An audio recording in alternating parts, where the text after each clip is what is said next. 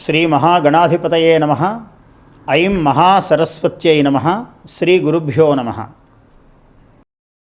నమః శివాభ్యాం నవయౌవనాభ్యాం పరస్పరాశ్లిష్టవపుర్ధరాభ్యాం నగేంద్రకన్యా వృషకేతనాభ్యాం నమో నమః శంకర పార్వతీభ్యాం.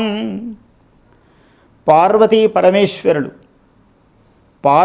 పరమేశ్వరులు జగదాధారమూర్తులు. ఈ ప్రపంచానికే సనాతన నిత్య నూతన దంపతులు. అత్యంత ప్రాచీనులు ఈ ప్రపంచంలో ఎవరయ్యా అంటే పార్వతీ పరమేశ్వరులు.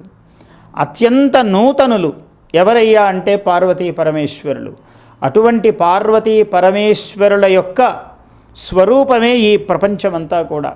ఈ బ్రహ్మాండము, ఈ దేశము ఆ దేశము, ఈ భాష ఆ భాష అని లేదు. సర్వ విద్యలకు మూలము, సర్వ జ్ఞానములకు మూలము పరమేశ్వరుడు. అందుకనే మనకు వచ్చిన మంత్రశాస్త్రమంతా కూడా అమ్మవారు శివుడు పార్వతికి చెప్పడము, పార్వతి ఏ హయగ్రీవుడికో చెప్పడము వలనే మొత్తము ఈ ప్రపంచంలో వాంగ్మయం అంతా కూడా పుట్టింది. ఈశాన సర్వ విద్యానాం ఈశ్వర సర్వభూతానాం బ్రహ్మాధిపతి బ్రహ్మణోధిపతి బ్రహ్మా శివో మే అస్తు సదాశివోం. ఈశాన సర్వ విద్యానాం, సర్వ విద్యలకు ఆయన మూలము. విద్యాస్వరూపుడు పరమేశ్వరుడు. అటువంటి పరమేశ్వరుణ్ణి మనము ఈ మాఘ బహుళ చతుర్దశి మహాశివరాత్రి, ప్రతి మాసమునందు ఒక శివరాత్రి ఉన్నది మనకు. ఇది మాస శివరాత్రి కాకుండా మాఘమాసమే చాలా గొప్పదయ్యా. ఎందుకంటే మాఘ శుద్ధ పంచమి మహాసరస్వతీదేవి ప్రపంచానికి ఆమె మొట్టమొదటిసారి దర్శనమిచ్చింది. దేవతలకు ఆవిర్భావము అంటూ ఉండదు, పుట్టుక అంటూ ఉండదు. లోకానికి దర్శనమిచ్చిన సన్నివేశమే మనకు పుట్టుకగా భావిస్తున్నాం. అందువల్ల మాఘశుద్ధ పంచమి మహాసరస్వతీదేవి, మదన పంచమి, శ్రీ పంచమి, వసంత పంచమి అని మనము పిలుస్తూ ఉన్నాము.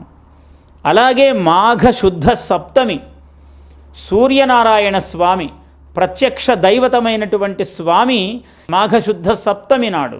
అందుకని రథసప్తమి, సూర్య సప్తమి అంటున్నాం. ఆనాడు ఆయన లోకాలోకములకు దర్శనమును ప్రసాదించాడు.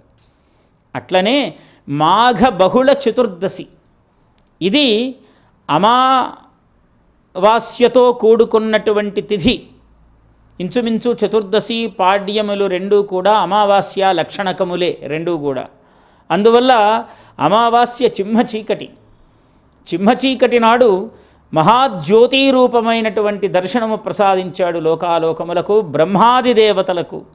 బ్రహ్మా విష్ణువాదులకు కూడా లింగాత్మకంగా ఆ పాతాళ నభస్థలాంతభువన బ్రహ్మాండమా విస్ఫురత్ జ్యోతిస్ఫాటికలింగమౌళి విలసత్పూర్ణేందువాంతామృతై అస్తోకాప్లుతం ఏకం ఈశం అనిశం రుద్రానువాకాంజపన్ ధ్యాయేత్ ఈప్సిత సిద్ధయే ధ్రువపదం విప్రోభిషించేత్ శివం.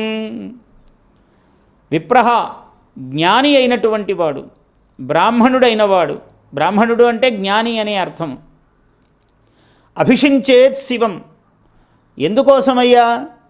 ధ్యాయేత్ ఈప్సిత సిద్ధయే, ఆ ఈప్సితం నీవు కోరిన కోరిక తీరడానికి. అంటే నువ్వేదో ధనవంతుడివి కావాలనుకున్నావు, నువ్వేదో ఐశ్వర్యవంతుడివి, నీవేదో పదవీవంతుడివి, ఇలా కావాలి అనుకున్నావు. తప్పేమీ లేదు ఇందులో. ధార్మికమైన ధర్మలక్షణోపేతమైన ఏ కోరిక అయినా కోరదగును. ఇంత మాత్రమే కాదు, ఈ ప్రపంచమంతా ఐశ్వర్యభూయస్త్వముగా ఉండాలి అనే కోరిక, అది కూడా చాలా చిన్నదే ఆయనకి ఇయ్యడానికి. కాబట్టి సంతతధారాం అభిషించన్ అన్నారు. సంతతమైనటువంటి అంటే నిరంతరముగా, ఎక్కడా మధ్యలో బిందువుగా పడినట్లు కాకుండా ఏకధారాప్రాయముగా శివుడి మీద అభిషేక జలము పడుతూ, అలా ధారాపాతము. అందుకనే ఆయన తల మీద శివుడి పైన కట్టే పాత్రను కూడా ధారాపాత్రము అన్నారు. అంటే ధారగా పడుతూ ఉండాలి, నిరంతరమైన నైరంతర్య ధారా ప్రవాహము. సంతతధారాం. అట్లా సంతతధారతో అది అభిషేకము చెయ్యాలి ఆ శివుడికి. కంఠే వసవస్తిష్టంతు మూర్ధ్ని ఆదిత్యాస్తిష్టంతు నయనయో చంద్రాదిత్యౌ తిష్టేతాం పార్శ్వయో పురతశూలీ తిష్టతు పృష్ఠే పినాకీ తిష్టతు అని ఇలా అంగాంగములయందు శివత్వమును శివరూపమును ఆవాహనము చేసుకోవడం. అన్నీ చేసుకున్న తర్వాత నా రుద్రో రుద్రమర్చయేత్, నీవు రుద్రుడవు కాకుండా రుద్రార్చనను చెయ్యలేవు, చెయ్యవలదు. నీకు రుద్రత్వాన్ని హంస హంస పరమహంస సోహం హంస సోహం హంస హంస హంసేతి యో బ్రూయాత్ హంసో నామ సదాశివ హంస హంసేతి యో బ్రూయాద్ హంసో నామ సదాశివ. కాబట్టి హంసోహం హంసోహం సోహం సోహం సోహం సోహం హంసోహం హంసో హంసో శబ్దము సోహం హంసో రెండు విధములుగా ఏర్పడింది. హంస హంసగాయత్రి అన్నారు దీన్ని. ఈ హంసగాయత్రి ఏమిటి అంటే ఉచ్ఛ్వాస నిశ్వాసములే హంస. కాబట్టి శివుడు యస్య నిశ్వసితం వేదాహ అన్నారు. ఏ పరమేశ్వరుని యొక్క నిశ్వాసమే వేదస్వరూపము, వేదవాంగ్మయ రాశి అంతా కూడా ఆయన యొక్క నిశ్వాసము అన్నారు. అటువంటి వాడు పరమేశ్వరుడు. అటువంటి పరమేశ్వరుణ్ణి పార్వతీ సహితముగా, ఎక్కడున్నది ఆమె వేరుగా లేదు, పానవట్టమే ఆమె అయి ఉన్నది. పానవట్టము ఉమాదేవి, పరమేశ్వరుడు లింగము. అలా పార్వతీ పరమేశ్వరులను ఆరాధించేటువంటి ఒక ఉత్తమోత్తమమైన ఘట్టము ఈ మహాశివరాత్రి. ఎందుకంటే లింగోద్భవ కాలము, అర్ధరాత్రమునందు ఆయన ఉదయించాడు. ఈ లోకాలోకములను బ్రహ్మాదులను అనుగ్రహించడానికి ఆ స్వామి అలాంటి అనుగ్రహాన్ని లోకానికి ప్రసాదించాడు. మనమందరము కూడా ఈ పర్వాన్ని ఉపవాసము చేతను జాగరణము చేతను, జన్మకో శివరాత్రి అన్నారు. అంటే శివరాత్రి నాడైనా వాడు మేలుకుంటే ఈ జన్మకు చాలు శివరాత్రి, ఒక్కటే చాలు శివరాత్రి నువ్వు మేలుకోవడానికి.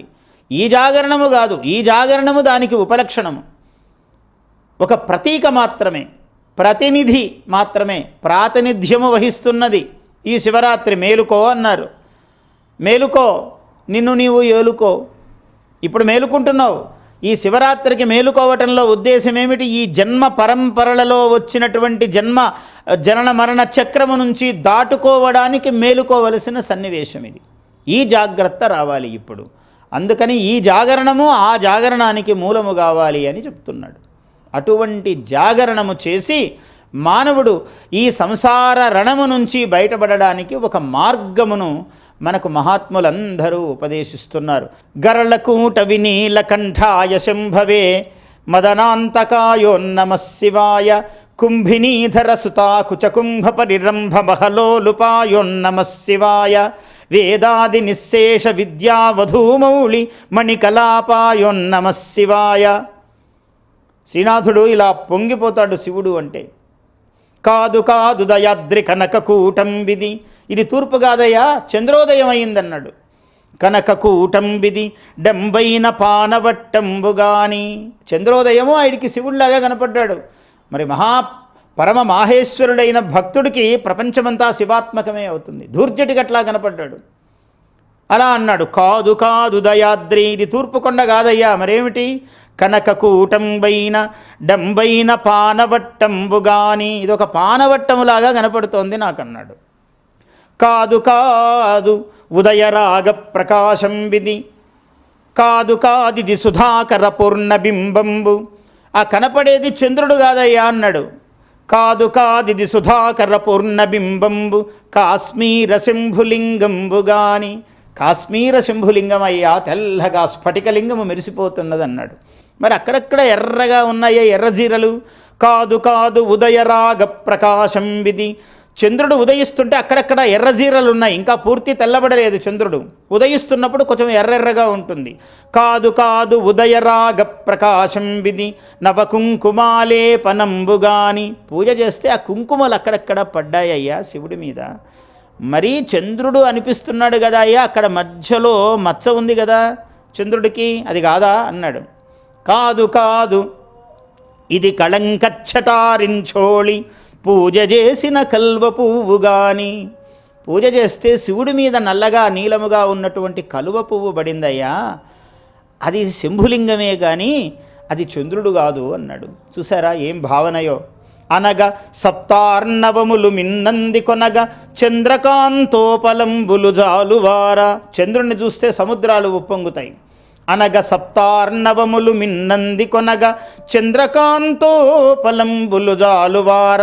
అసమశర సార్వభౌమ ముత్యాల గొడుగు, మన్మధుని యొక్క ముత్యాల గొడుగు చంద్రుడు అన్నాడు. అసమశర సార్వభౌమ ముత్యాల గొడుగు విధుడు విశ్వంబు వెన్నెల వెల్లిదేల్చే. తన వెన్నెలతో ఈ ప్రపంచాన్నంతా ముంచెత్తాడు చంద్రుడు అన్నాడు. చంద్రోదయాన్ని శివానుగ్రహప్రాయముగా శివరూప దర్శనముగా వర్ణించాడు శ్రీనాథుడు. పాదములు పాదములు పాదుకొను వేదములు, పాదములు పాదములు పాడుకొను వేదములు పాదుకొను పర్వతములేమో. పాదములు పాదములు, శివుడు లేచాడు, సంధ్యాతాండవ ఆరంభమూర్తి అయి లేచాడు ఆయన. పాదములు పాదములు పాడుకొను వేదములు, అవి పాదములా వేదములు. పాడుకొను వేదములు పాదుకొను పర్వతములేమో. ఎక్కడో పాతాళ కుహరములలో పాదుకొన్న పర్వతాలలాగా ఉన్నాడా ఆ పాదములు ఉన్నాయి. మామూలుగా లేవా పాదములు. ఎక్కడ కొసయో ఎక్కడ వాటి యొక్క తుదియో తెలియటము లేదు. పాదములు పాదములు పాడుకొను వేదములు పాదుకొను పర్వతములేమో. ఆ దశల నాదుకొను హస్తములు శస్తములు ఆది కలశాంబు నిధులేమో. ఆ దశల నాదుకొను హస్తములు శస్తములు ఆది కలశాంబు నిధులేమో. ఊదుకొను నెన్నురము ఉండు ఉమక్కాపురము ఉత్తముల గోపురము దేవా. కాదనవు లేదనవు, నిన్ను అడగాలి కానీ భోళాశంకరుడివి నీవు. నువ్వు కాదనేది ఒకటి ఉన్నదా? అడగనివాడు మూర్ఖుడు అజ్ఞాని అయోగ్యుడు. కానీ నిన్ను అడగాలి కానీ నువ్వు ఇవ్వనిది ఒకటి ఉన్నదా? అసలు అడగకుండా కూడా ఇచ్చే రకము నీవు. కాదనవు లేదనవు కాంచన మహాధనువు, కాంచగలదే తనువు దేవా. నిన్ను కాంచగలదే తనువు దేవా. నిన్ను చూడగలిగిన శరీరము కదా శరీరము, అది కదా జన్మ. ఇంకొకటి జన్మనా? నిన్ను నోరారా కీర్తించి, నిన్ను కనులారా దర్శించి, నిన్ను చేతులారా అభిషేకించని జన్మ కూడా ఒక జన్మేనా? ఇవి కదా చేతులారంగ శివుని పూజింపడేని, నోరు నొవ్వంగ హరికీర్తి నుడువడేని, దయయు సత్యంబు లోనుగా తలపడేని, కలుగనీటికి తల్లుల కడుపు చేటు అన్నాడు పోతనామాత్యుడు. అందువలన శివా నిన్ను అడగాలి కానీ నువ్వు ఇయ్యనిదంటూ ఒకటి ఉన్నదా? ఎవడో వాడు తిన్నడు ఆటవికుడు, వాడికి మోక్షం అంటూ ఒకటి ఉన్నట్టు కూడా తెలియదు. అసలు అదొకటి కావాలని తెలియదు, నువ్వు ఒక దేవుడవని తెలియదు. ఎటువంటి మహాత్ముడు వాడు. మనస్సులో భక్తి పుట్టింది. నీ కంట నీరు కాడుతుంటే అయ్యో నీరు గారుతున్నదే. వాడు తినదగిన మాంసఖండములను నీకు నివేదన పెట్టాడు. అటువంటి మాంసఖండములను రుచి చూసినవి నివేదన పెడితే ఎంగిలి అన్నావా, మాంసం అన్నావా, కాదన్నావా, ఆనందముగా తిన్నావా? ఏమి తత్వము నీది! ఎంత విప్రతీపమైనటువంటి చాలా పరమ వ్యతిరేక లక్షణకములైనటువంటి వాటిని ధరించావు నీవు. పరమ అసహ్యము భయంకరములైన వాటిని పరమ దివ్య ఆభరణములుగా దాల్చావు. సర్పములను ఒక తుమ్మి పువ్వుకు ఆనందిస్తావు, ఒక చుక్క నీరు నీ తల మీద వేస్తే సంతోషిస్తావు. ఏ లీలన్ను తెయింపవచ్చు ఉపమోత్ప్రేక్షాధ్వని వ్యంగ్య శబ్దాలంకార విశేష భాషలకు అలభ్యంబైన నీ రూపమున్. అక్కడే శ్లేష వేశాడు. నీ రూపము అన్నాడు. నీ రూపము నిర్గత రూప, రూపమే లేనివాడివి నువ్వు, నిన్నెట్లా పట్టుకోవడం? అలభ్యంబైన నీ రూపమున్ చాలు కవిత్వముల్ నిలుచునే సత్యంబు వర్ణించుచో ఛీ లజ్జింపరుగాక మాదృశ కవుల్ శ్రీకాళహస్తీశ్వరా. మేము కూడా కవులమేనా? ఏదో నిన్ను వర్ణిద్దామని మేము కూడా ముందుకొస్తాం. మమ్మల్ని మన్నించు తండ్రి, కరుణించు, నీ దయాప్రవాహముతో మమ్మల్ని తడుపు. అంతకన్నా మా శక్తి ఉంది, మేమేం చేస్తాము నీ దగ్గరకు వచ్చి? నిన్ను ఏమని వర్ణిస్తాము? నన్ను అవధానంలో అడిగారు, ఓ పద్యం చెప్పండి శివుడి మీద అని. ఏమి శివుడు అంటే ఎక్కడ మొదలు పెట్టాలి, ఏ శబ్దంతో మొదలు పెట్టాలి, ఎక్కడ పూర్తి చేయాలి, ఏ పాదముల నుంచి మొదలు పెట్టాలా, జటామండలి వర్ణించాలా, ఆయన శ్మశ్రువులను మీసములను వర్ణించాలా, ఆయన కరుణా రస ప్రవాహమును వర్ణించాలా, ఏం వర్ణించాలి, ఉమాదేవిని వర్ణించాలా, ఎక్కడ? ఏ శబ్దంబులు చెప్పలేనిది గదా ఈశా మహత్వంబు నీ ఈ రాశీభూత మహామహో జగతిలో రమ్యంబు గమ్యంబునవు. నీవే రమ్యము, నీవే గమ్యము. ప్రతి పుట్టిన మానవుడికి చేరదగిన స్థానము నీవే. ప్రతి కవిత్వమునకు, వాంగ్మయమునకు, సర్వప్రపంచమునకు నీవే గమ్యము, నీవే రమ్యము. ఏ శబ్దంబులు చెప్పలేనిది గదా ఈశా మహత్వంబు ఈ రాశీభూత మహామహో జగతి, కాంతివంతమైన జగత్తు, మహస్సు కాంతి, మహామహో జగతిలో రమ్యంబు గమ్యంబునవు.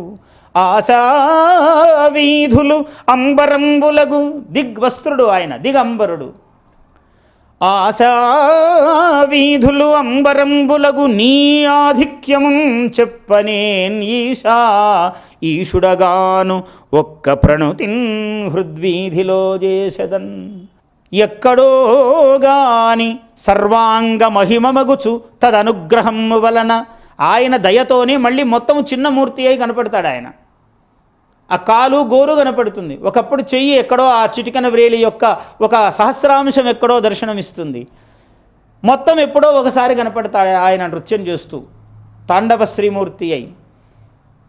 అలా నీ అనుగ్రహముతో ఒక్కొక్కప్పుడు దర్శనం అవుతుంది. ఆ పాణినికి అలా దర్శనం అయింది, తదనుగ్రహము వలన, ఎప్పుడో కానీ అలా అవుతుంది. కాబట్టి ఎలా నిన్ను చూడడం, ఎక్కడి నుంచి వర్ణించడం, అవధానంలో అడిగితే ఆ అనుభవముతోనే ఏ శబ్దంబులు చెప్పలేనివి కదా ఈశా మహత్వంబు అని చెప్పాను. అందువల్ల ఏ శబ్దము కూడా సమర్థము కాదు.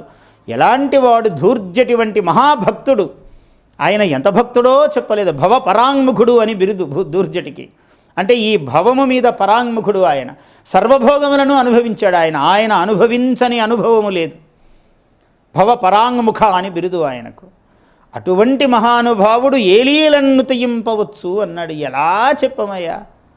విశ్వనాథ వారన్నారు, మదీయ నగ్నోద్విగ్న కవిత్వమెంచగ త్రయీనాదంబ ఓంకారమో భగ్నారిధ్వజ వేదపున్ కొసలో నేను భాషింప విశ్వేశ్వర. ఇవి ఏనున్ సతతంబు మాయడ కరం విష్టంబులయ్యుండు. ఓ నన్నపార్యా, కవిరాజా, ఈ 5 మమ్మల్ని ఎప్పుడూ వదిలిపెట్టవు, పాయవు, ఇవేవి వదిలిపెట్టవు ఎప్పుడు నన్ను. భూదేవ కులాభితర్పణ మహీయ ప్రీతియున్, బ్రాహ్మణోత్తముల పాద పద్మములను సేవించటము మొట్టమొదటిది. భూదేవ కులాభితర్పణ మహీయ ప్రీతియున్ భారత శ్రవణాసక్తియు. పార్వతీపతి పదాబ్జ ధ్యాన పూజా మహోత్సవమున్. చూసారా ఎంత పొడవు విశేషణం వేశాడో. శివార్చనము, రుద్రాభిషేకం అన్నాడు, అంత తేలిక మాట అనలేదు. పార్వతీపతి అంటే పార్వతి కూడా ఉన్నది అర్చనలో, అమ్మవారు. అక్కడ శ్రీచక్రము లేకుండా పూజ పూర్ణం ఎలా అవుతుంది? పార్వతీపతి పదాబ్జ ధ్యాన పూజా మహోత్సవమున్. ఆ పూజను మహోత్సవంలాగా నిర్వహించేవాడంట. ఆత్మ, శివుడే ఆత్మ, పరమాత్మ. ఆ ఆత్మాత్వం నువ్వే శివుడు అనుకోరా, అంత సులభమా? గిరిజామతి, పార్వతీదేవి బుద్ధి అన్నాడు. సహచరా ప్రాణా, చుట్టూ ఉన్నవే ప్రాణములు, నీ చుట్టూ వాళ్ళను ప్రేమించు, ప్రాణముల్లాగా చూసుకో. సహచరా ప్రాణా శరీరం గృహం, ఇదే కైలాసము. ఆయన గృహమేది? కైలాసం. శరీరం గృహం పూజాతే విషయోపభోగ రచన. నీ పూజ ఏమిటి? నువ్వు చందనాదులన్నీ పూసుకుంటున్నావు, ఇదే పూజ అనుకో, శివార్చన అనుకో, భావించు. అద్భుతం. పూజాతే విషయోపభోగ రచన నిద్రా సమాధి స్థితి. పడుకునేప్పుడు తండ్రి నీ తపస్సమాధిలోకి నేను వెళుతున్నాను అనుకో రోజు. ఇలాగా స్తోత్రాణి సర్వాగిర సంచార పదయో ప్రదక్షిణ విధి. ఎక్కడెక్కడ తిరుగుతావో ఊళ్ళో రోజు, అదంతా నీకు ప్రదక్షిణం చేస్తున్నాను అనుకో శివ. ఆయన లేని చోట ఏమున్నది? నీవేది మాట్లాడుతావో అదంతా శివస్తోత్రం అనుకో. స్తోత్రాణి సర్వాగిర యద్యత్కర్మ కరోమి తత్తదఖిలం శంభో తవారాధనం. ఏ పని నేను చేస్తున్నానో ఇదంతా నీ ఆరాధనలో భాగం శివా అన్నాడు. ఏమి భావన ఇది కదా శివోహం అని అద్వైత స్ఫూర్తికి మూలకందము. అటువంటి అనుగ్రహం ఈ శివరాత్రికి మీకందరికీ కూడా కలగాలి అని అవధాన సరస్వతీ పీఠము నుంచి నేను ఆ అమ్మవారు దేవదేవి మహాకాళి మహాలక్ష్మి మహాసరస్వతి స్వరూపిణి నా భుజముల మీద కూర్చుని ఆమె అనుగ్రహించి ఏమి పలికించినదో అది మీకు అందరికీ తెలియజేస్తున్నాను. జయోస్తు. ఎన్టీవీ భక్తి ప్రేక్షక శ్రోతృ మహామండలికి అందరికీ కూడా నేను ఆయురారోగ్య ఐశ్వర్య సిద్ధిరస్తు, శివానుగ్రహ ప్రసాద సిద్ధిరస్తు, తద్భక్తిరస్తు అని ఆశీర్వచనం చేస్తూ జయోస్తు.